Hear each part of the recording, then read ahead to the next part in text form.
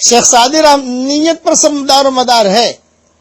شیخ Saadi رحمۃ اللہ علیہ فرماتے ہیں کہ ایک بادشاہ اور ایک فقیر کا انتقال ہوا۔ کسی نے خواب میں دیکھا کہ بادشاہ تو جنت میں ٹہل رہا ہے اور فقیر دوزخ میں پڑا ہے۔ کسی بزرگ سے تعبیر معلوم کی۔ یہ میرے نام کا چینل ہے، اسے سب اپنے اپنے گروپ میں ڈال دیجیے۔ السلام علیکم ورحمۃ اللہ وبرکاتہ۔ امید ہے کہ آپ تمام حضرات بخیر و عافیت ہوں گے۔ آج اب حضرات کے سامنے حضرت کی ایک اور کلپ لے کے آیا ہوں، آپ آگے سن سکتے ہیں انشاءاللہ۔ ویڈیو کی شکل کے اندر آخر رکھوں گا۔ اللہ ہمیں عمل کی توفیق نصیب فرمائے، آمین۔ شیخ سعدی رحمۃ اللہ علیہ نے فرماتے ہیں یہ جو میں نصیحت بیان کر رہا ہوں یہ میری کتاب جلد اول صفحہ 164 پر ہے، تفصیل وہاں دیکھ لینا، اس لیے کہ 5 منٹ کے سبق میں ساری چیز تفصیل سے بیان نہیں کر سکتے۔ کسی کو تفصیل پڑھنی ہے تو وہاں دیکھ لے۔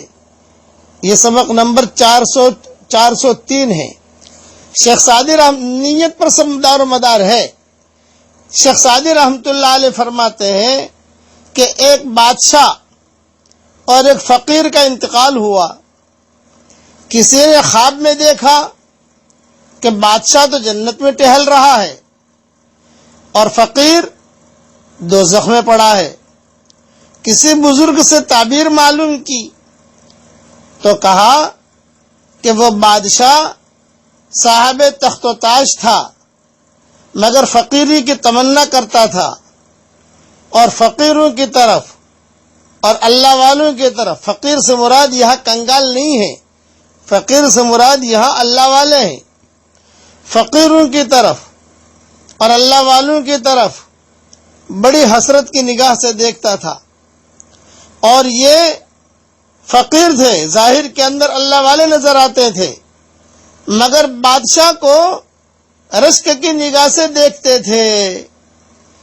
اس لیے اس کی نیت پر، بادشاہ کی نیت پر اللہ نے اسے جنت دی اور اس کی نیت پر اللہ نے اسے جہنم میں داخل کیا۔ ظاہر میں بادشاہ تھا لیکن اس کے دل کے اندر یہ تھا کہ یہ اللہ والا کتنا اچھا ہے، ہر وقت اللہ اللہ کرتا ہے، ہر وقت اللہ کی عبادت کرتا ہے، ہر وقت قرآن پڑھتا ہے، ہر وقت اللہ کے راستے میں جاتا ہے، کتنا اچھا ہے۔ لیکن میں بادشاہ ہوں، جا نہیں سکتا، اور وہ اللہ والا نظر آتا تھا، لیکن اس کے دل میں یہ کہ یہ بادشاہ کتنا اچھا ہے، مال کتنا اچھا ہے اس کے پاس، مال و منال کتنا ہے، اس کا محل کتنا اچھا ہے۔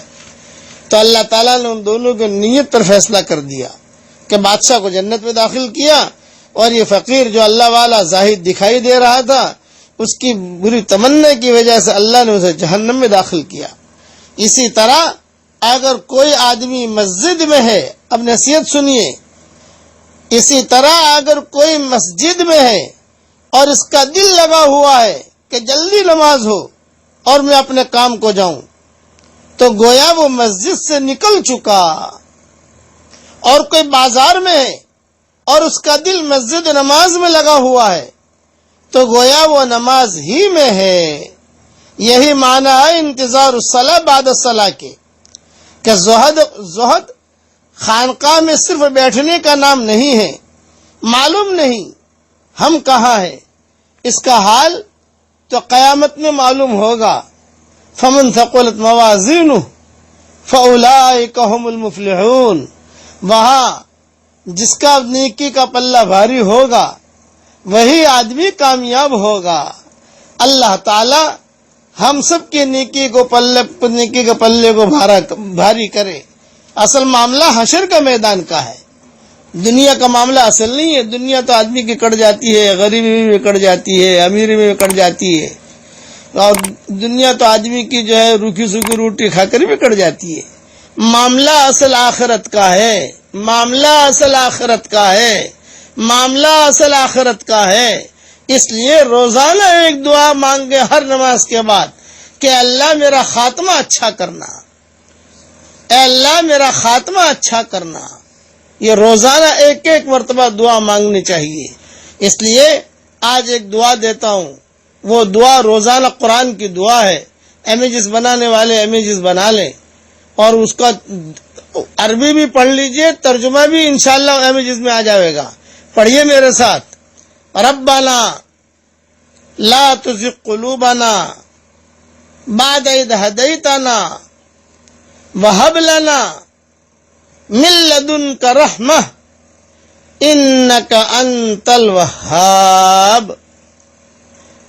ترجمانی، آسان ترجمانی کہ اللہ ہمارے دلوں کو ٹیڑھا مت کر دینا.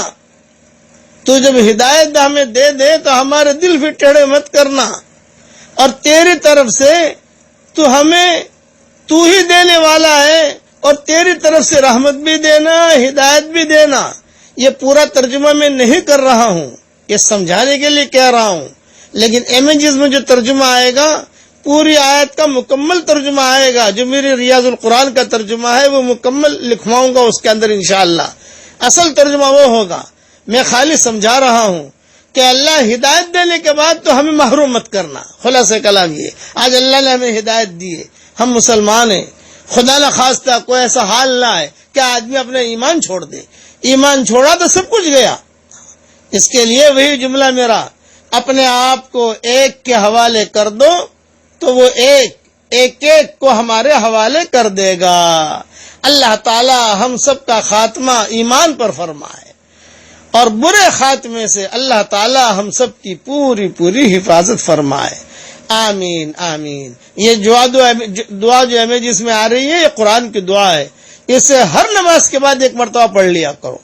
والسلام علیکم ورحمۃ اللہ وبرکاتہ، وآخر دعوانا ان الحمد للہ رب العالمین. ولك الفضل كله وإليك يرجع الأمر كله وإليك يسعد الكلم الطيب كله. اللهم لك الحمد بالإسلام، لك الحمد بالإيمان، لك الحمد بالقرآن، لك الحمد حتى ترضى، لك الحمد إذا رضيت، لك الحمد بعد الرضا. اللهم لك الحمد كالذي نقول وخيرا مما نقول، لك الحمد كالذي تقول، لك الحمد في الحال ولك الحمد في المآل. اللهم لك الحمد في الأولى ولك الحمد في الآخرة. اللهم لك الحمد حمدا حمدا. اللهم لك الشكر شكرا شكرا. اللهم يا رب صل وسلم دائما أبدا على حبيبك خير الخلق كلهم. اللهم صل على سيدنا محمد بن عبد الله القائم بحق الله، ما ضاق أمر إلا فرجه الله. اللهم اغفر لنا ذنوبنا